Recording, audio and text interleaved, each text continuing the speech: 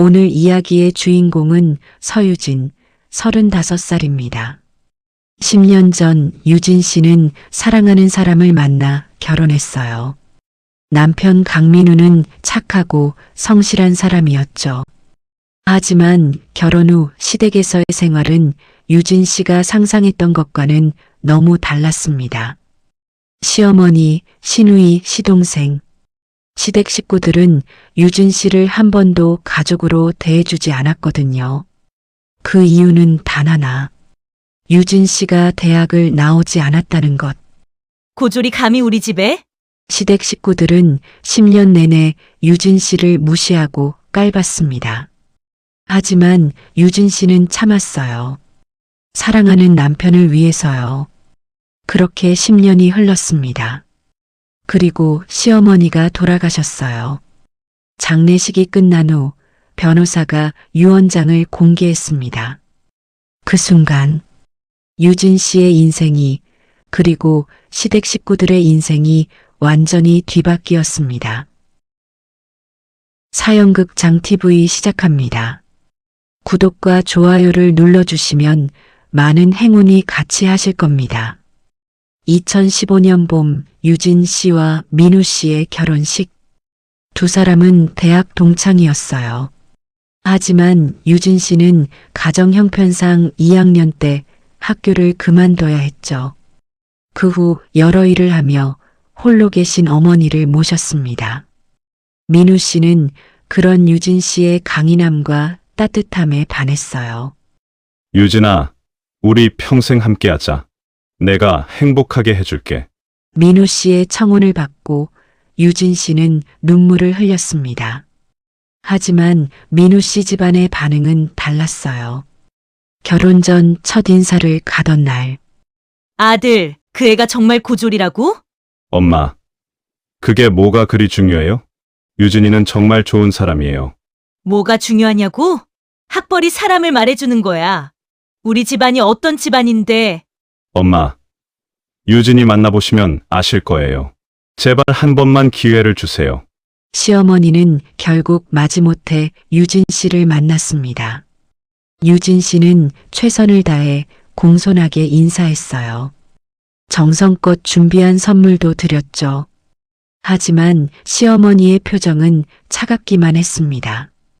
그래, 앉아봐. 근데 대학은 어디 나왔다고 했지? 죄송합니다, 어머님. 저는 2년 다니다가 가정 형편상 그만뒀습니다. 그만뒀다고? 말도 안 돼. 민우야, 넌 서울대 나왔잖아. 그런 내가 고졸이랑 결혼을 한다고? 엄마, 그만하세요. 난 절대 반대야. 절대로 안 돼. 하지만 민우 씨는 포기하지 않았어요. 부모님을 설득하고 또 설득했습니다. 결국 시어머니는 한숨을 내쉬며 말했죠. 알았어, 알았다고. 대신 조건이 있어. 결혼하면 3년간은 우리 집에서 같이 살아야 해. 며느리가 제대로 된 사람인지 내가 직접 봐야겠어. 유진 씨는 고개를 숙였습니다. 감사합니다, 어머님. 잘하겠습니다. 그렇게 결혼이 성사됐어요. 하지만 유진 씨의 시련은 그때부터 시작이었습니다. 결혼 첫날부터 시어머니는 유진 씨를 아침 5시에 깨웠어요. 며느리가 시어머니보다 늦게 일어나면 되겠니? 유진 씨는 잠을 설쳐도 5시에 일어나 아침 준비를 했습니다. 아침 식사 준비, 청소, 빨래, 설거지. 모든 집안일이 유진 씨의 몫이었어요. 시누이 강지연 씨는 32살, 아직 미혼이었습니다. 올키 언니, 제 방 청소 좀 해주세요. 저 오늘 친구 만나러 가거든요. 네, 알겠습니다. 아, 그리고 제 옷도 다려주시고요. 급해요. 시동생 강민석 씨는 28살 대학원생이었어요. 형수님, 배고픈데 라면 좀 끓여주세요. 네, 금방 해드릴게요. 계란도 2개 넣어주시고 김치도 같이요. 그리고 과일도 깎아주세요. 유진 씨는 하루 종일 움직였어요. 시댁 식구들의 요구는 끝이 없었습니다. 민우 씨는 유진 씨를 위로했지만 어머니 앞에서는 아무 말도 하지 못했어요. 유진아, 미안해. 조금만 참자. 3년만 지나면 우리 나갈 수 있어. 괜찮아요, 여보. 저는 괜찮아요. 당신만 믿을게요. 하지만 3년이 지나도 상황은 나아지지 않았어요. 시어머니는 아직 더 봐야겠다며 분가를 허락하지 않았습니다. 5년, 7년, 그리고 10년.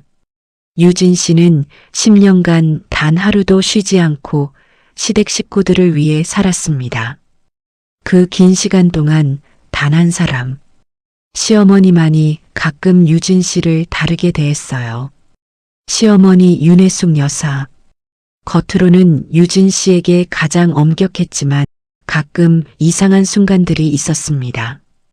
어느 날 저녁 유진 씨가 감기에 걸렸을 때였어요. 유진 씨는 아픈 몸을 이끌고 저녁 준비를 하고 있었습니다. 유진아, 너 얼굴이 왜 그래? 아파? 괜찮습니다, 어머님. 감기 기운이 좀 있어요. 감기? 그럼 들어가서 쉬어. 오늘 저녁은 내가 할게. 엄마, 무슨 소리예요? 올케가 해야죠. 아픈 사람 보고 밥하라고? 지연아, 너라도 좀 도와.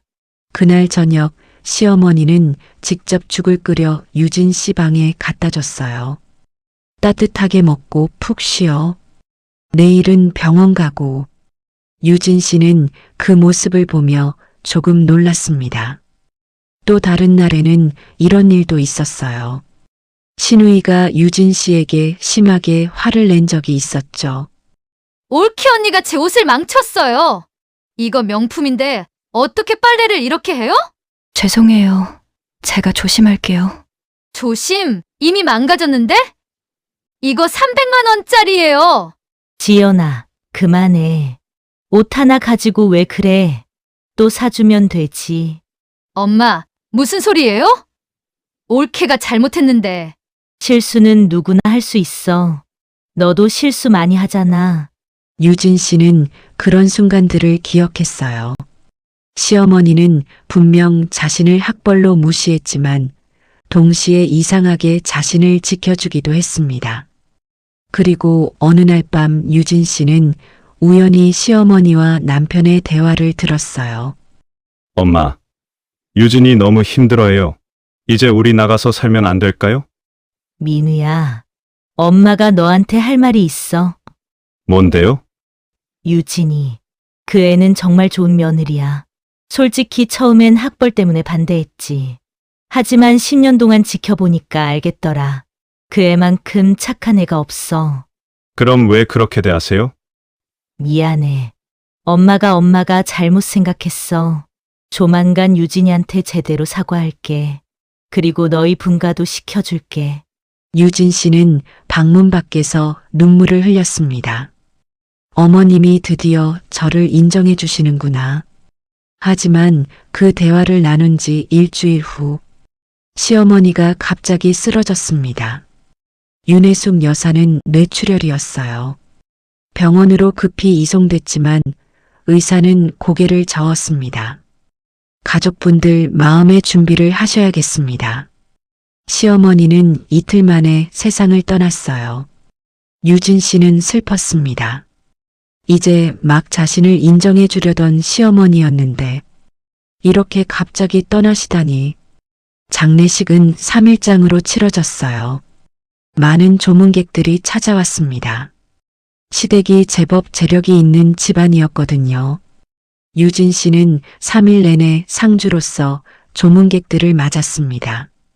눈도 제대로 붙이지 못하고 밥도 거의 먹지 못했어요.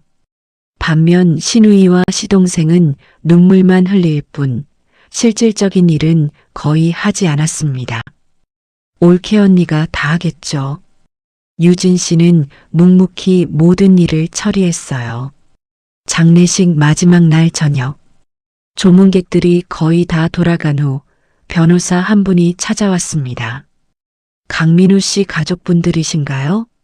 고인께서 남기신 유언장이 있습니다.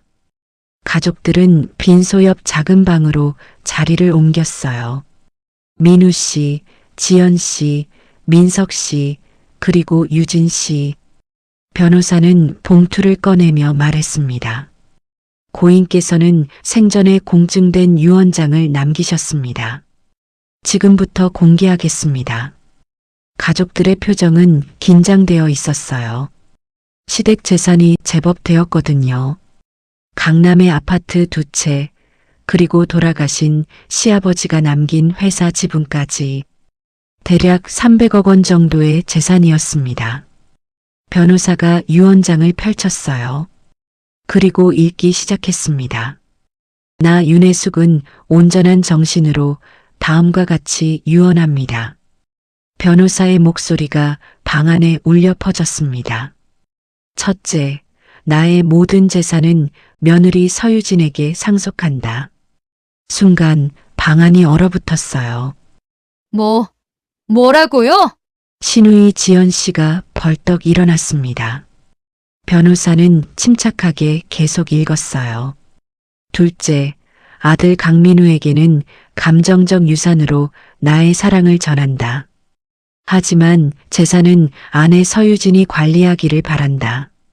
셋째, 딸 강지영과 아들 강민석에게는 각각 1억 원씩을 유산으로 남긴다. 신우이가 소리쳤어요. 이게 무슨 말도 안 되는 소리예요. 올케한테 전부? 그럼 우리는요? 변호사는 조용히 다음 부분을 읽었습니다. 이 결정을 내린 이유를 설명하겠다. 지난 10년간 나는 유진을 힘들게 했다. 학벌이 없다는 이유로 무시했고 며느리로서 온갖 일을 시켰다. 하지만 유진은 단 한 번도 불평하지 않았다. 10년 동안 우리 가족을 위해 헌신했다. 반면 나의 친자식들은 어떠했는가? 지연아, 너는 30이 넘어서도 집안일 하나 제대로 안 하고 올케에게 다 떠넘겼구나. 민석아, 너는 올케를 하인처럼 부렸지. 그래서 나는 결정했다. 나의 재산은 진짜 가족 같았던 유진에게 주겠다고. 유진아, 미안하구나. 그리고 고맙다. 부디 이 재산으로 내가 원하는 행복한 삶을 살아라. 유언장 낭독이 끝났습니다. 방 안은 정적에 휩싸였어요. 신우이는 얼굴이 새하얘졌고 시동생은 말을 잃었습니다. 민우 씨는 유진 씨를 바라보며 눈물을 흘렸어요. 그때 신우이가 유진 씨에게 달려들었습니다. 이게 무슨 짓이에요? 당신이 엄마를 속인 거죠? 어떻게 이럴 수가 있어요? 유진 씨는 차분하게 신우이를 바라봤습니다. 그리고 조용히 입을 열었어요. 언니, 저는 어머님을 속인 적이 없어요. 10년 동안 최선을 다했을 뿐입니다. 거짓말. 고돌이 어떻게 300억을 받아? 뭔가 속임수를 쓴 거잖아. 그때 유진 씨가 천천히 일어났습니다. 그리고 지갑에서 명함 하나를 꺼냈어요. 그럼 제 소개를 제대로 할게요. 명함에는 이렇게 적혀 있었습니다. 서유진 PhD, 에코노믹스 스탠퍼드 유니버시티, 현 서진그룹 이사, 전 글로벌 투자회사 아시아 본부장. 신우이가 명함을 받아들고 눈이 휘둥그레졌어요. 이게 뭐예요? 스탠퍼드. 박사? 이게 무슨... 시동생이 명함을 빼앗아 보더니 얼굴이 창백해졌습니다. 형수님이 글로벌 투자회사 아시아 본부장이었다고요? 유진 씨가 조용히 말했습니다. 네. 10년 전 민우 씨를 만났을 때 저는 스탠퍼드에서 경제학 박사를 마치고 귀국한 지 3년 차였어요. 당시 나이 25세의 아시아 본부장까지 올랐죠. 그런데 왜 그걸 숨겼어요? 유진 씨는 잠시 눈을 감았습니다. 그리고 천천히 과거를 꺼냈어요. 제가 20대 초반이었을 때 약혼자가 있었어요. 사랑한다고 했던 사람이었죠. 하지만 그 사람은 저를 사랑한 게 아니었어요. 제 학벌과 제 집안 재력을 사랑했던 거였죠. 제가 미국 유학을 간다고 하자 그 사람은 저를 버렸어요. 학벌 높은 여자랑은 못 살겠다면서요. 민우 씨가 유진 씨의 손을 잡았습니다. 유진 씨가 계속 말했어요. 그 후로 저는 사랑이 무서웠어요. 사람들이 저라는 사람이 아니라 제 스펙만 보는 게 싫었어요. 그러다 10년 전 민우 씨를 만났습니다. 우연히 도서관에서요. 민우 씨는 제가 어떤 사람인지도 모르는 상태에서 저에게 호감을 보였어요. 그냥 유진이라는 한 사람으로서요. 그래서 저는 결심했습니다. 이번에는 진짜 사랑을 확인하고 싶다고. 신우이가 비웃었어요. 그래서 고졸행세를 했다는 거예요? 그건 사기잖아요. 유진 씨가 신우이를 똑바로 쳐다봤습니다. 사기요? 언니, 저는 민우 씨에게 제 모든 걸 말했어요. 결혼하기 전에요. 민우 씨가 고개를 끄덕였습니다. 맞아요. 유진이는 결혼 전에 자기가 스탠퍼드 박사이고 본부장이라는 걸 다 얘기했어요. 그리고 부탁했죠. 결혼하면 모든 걸 숨기고 평범한 며느리로 살고 싶다고. 시동생이 어이없다는 표정으로 물었어요. 그런데 왜요? 왜 그렇게까지 해야 했어요? 유진 씨가 대답했습니다. 진짜 가족을 찾고 싶었으니까요. 제 친정 부모님은 제가 어렸을 때 사고로 돌아가셨어요. 저는 외할머니 손에 자랐죠. 평생 진짜 가족이 뭔지 궁금했어요. 혈연도 중요하지만 진심으로 나를 대해주는 사람이 진짜 가족이라고 생각했거든요. 그래서 민우 씨네 집에서 10년을 살았어요. 제 학벌도, 돈도, 경력도 다 숨긴 채 만약 여러분이 저를 있는 그대로 받아들여 주셨다면 저는 정말 행복했을 거예요. 하지만 여러분은 어땠나요? 유진 씨의 눈에 눈물이 맺혔습니다. 언니, 동생, 여러분은 단 한 번도 제게 고맙다고 하지 않으셨어요. 10년 동안 매일 아침 5시에 일어나 밥을 하고 청소하고 빨래하고 여러분 시중을 들었는데 단 한 번도요. 신우이가 입을 다물었습니다. 유진 씨가 이어서 말했어요. 그래도 저는 괜찮았어요. 민우 씨가 저를 사랑해줬으니까요. 그리고 무엇보다 어머님이 계셨으니까요. 변호사가 조용히 다른 봉투를 꺼냈습니다. 사실 한 가지 더 있습니다. 고인께서 유진 씨에게만 남기신 편지입니다. 변호사가 유진 씨에게 편지를 건넸어요. 유진 씨가 떨리는 손으로 봉투를 뜯었습니다. 그리고 소리내어 읽기 시작했어요. 유진아, 사실 엄마는 5년 전에 알았어. 내가 스탠퍼드 박사라는 것. 엄청난 경력의 소유자라는 것. 어느 날 내가 깜빡하고 책상 위에 둔 서류를 봤거든. 영문으로 된 박사 학위증이었지. 유진 씨의 손이 떨렸습니다. 처음엔 화가 났어. 우릴 속였다고 생각했지. 하지만 곰곰이 생각해 봤어. 왜 이렇게까지 하는 걸까? 그리고 깨달았지. 넌 우리를 시험한 게 아니었어. 내 자신을 시험한 거였구나. 진짜 가족이 될 수 있는지, 학벌이나 돈이 없어도 사랑받을 수 있는지. 유진아, 미안해. 엄마가 처음 5년은 너무 못됐지. 하지만 마지막 5년은 달랐어. 넌 정말 내 딸이었어. 그래서 엄마의 전 재산을 너에게 준다. 내 친자식들보다 내가 더 자격이 있어. 부디 이 돈으로 행복하게 살아라. 더 이상 숨지 말고 당당하게 내 인생을 살아. 사랑한다, 내 딸. 편지를 다 읽은 유진 씨는 눈물을 흘렸습니다. 신우이와 시동생은 아무 말도 하지 못했어요. 잠시 후 시동생이 조심스럽게 물었습니다. 형수님, 그럼 지난 10년간 회사는 어떻게 하신 거예요? 유진 씨가 눈물을 닦으며 대답했어요. 장기 휴직을 냈어요. 회사에는 개인 사정이라고만 말했죠.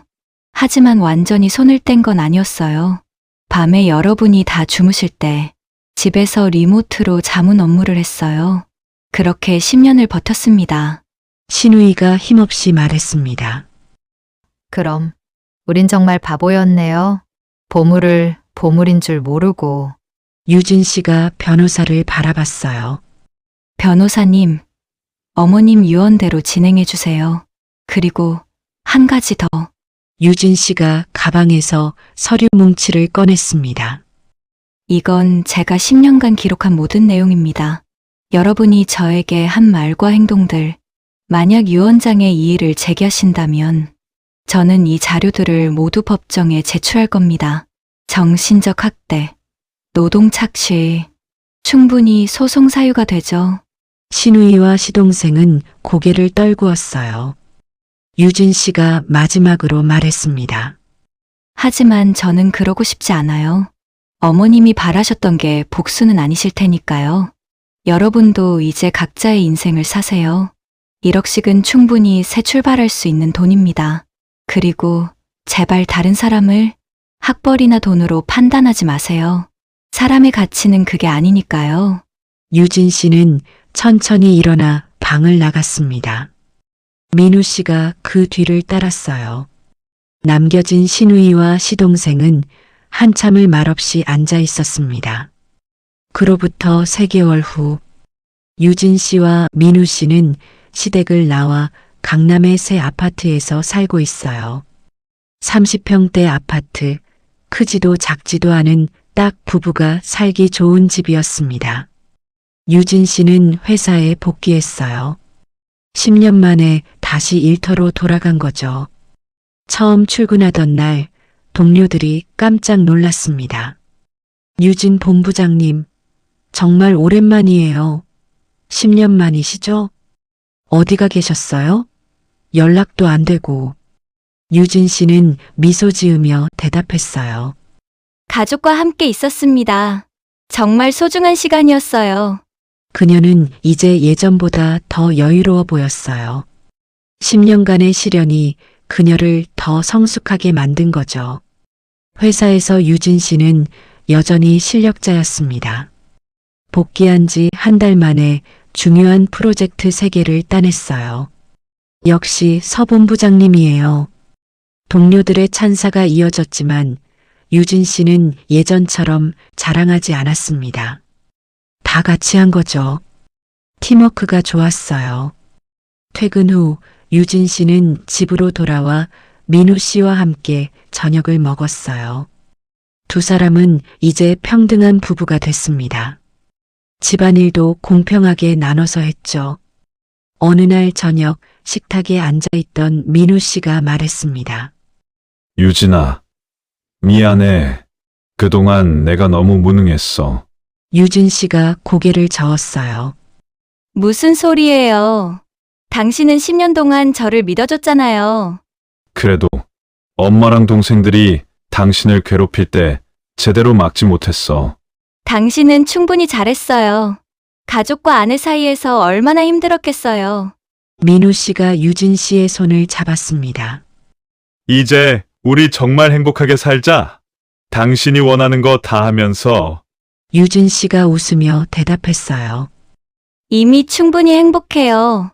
그날 밤 유진 씨는 서랍에서 낡은 노트 한 권을 꺼냈습니다. 10년간 쓴 일기장이었어요. 첫 페이지를 펼치니 이렇게 적혀 있었습니다. 오늘 시댁의 첫 출근. 새벽 5시에 일어났다. 힘들지만 괜찮다. 진짜 가족을 찾을 수 있을 것 같다. 유진 씨는 마지막 페이지로 넘겼어요. 어머님이 돌아가셨다. 마지막에 저를 딸이라고 불러주셨다. 10년의 시간이 헛되지 않았다. 감사합니다, 어머님. 유진 씨는 일기장을 덮으며 생각했습니다. 10년은 결코 짧은 시간이 아니었다. 하지만 후회는 없다. 진짜 가족이 무엇인지, 진짜 사랑이 무엇인지 배웠으니까.